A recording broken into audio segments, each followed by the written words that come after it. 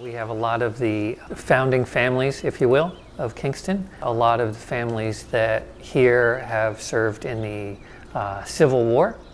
We also have people that made the Hudson Valley, from the bluestone industry, our Hudson River transportation. All of those notable names are represented here. Many of the street names within Kingston, you can trace those names back to families that are buried here at Wiltwyck.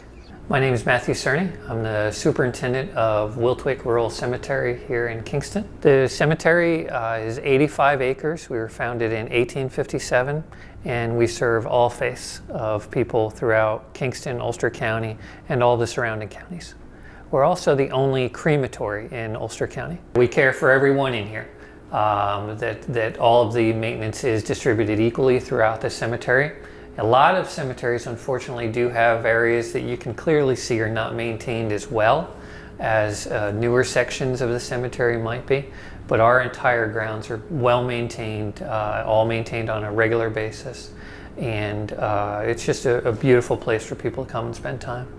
So each stone is different, and there are many different types of stone that have been used over the years. So we have learned through different monument trade organizations is the proper way to repair and preserve a lot of the older monuments. Modern monuments are maintained by local monument companies.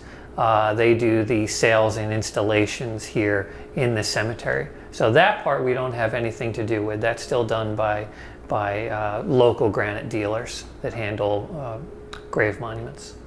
To have 85 landscaped acres right in the heart of the city of Kingston, we kind of consider that to be we're kind of an untapped jewel here right in the city.